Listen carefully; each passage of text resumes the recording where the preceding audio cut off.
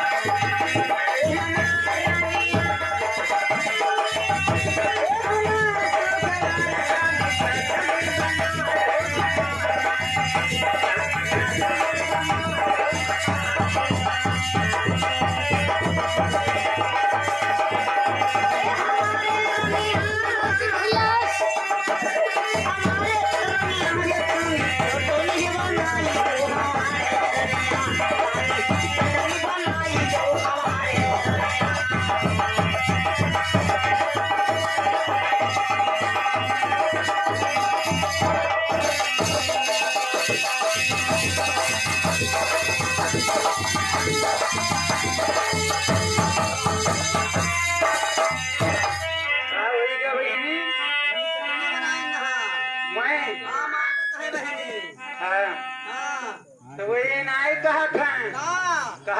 कि अर्जुन खावे दाल भात सवेरा खावे बासी और धोखा नन गुटका छोड़ी है नहीं चाहे सवेरे हुई उनका फांसी तो बहनी का करी बहनी का करो हाँ लेकिन बहनी ना जानो हो अरे सजनवा हमरे सौखे बहनी हमरे बड़े लहरी रहे मुन्ना लाल यादव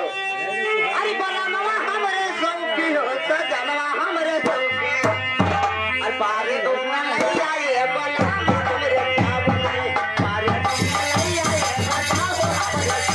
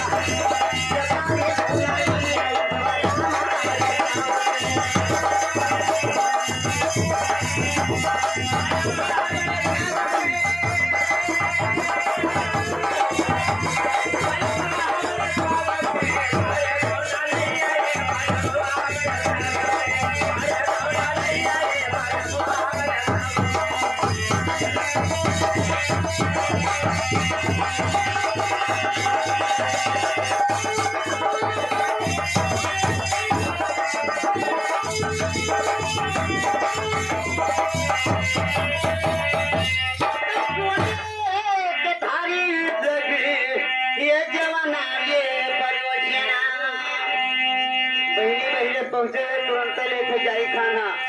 तो सोने के थाली सखी जवाना आले परोसन अरे जौना न देवे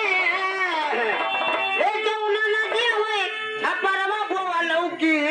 अब आरे गौना लई आए सजाना हमरे खाओ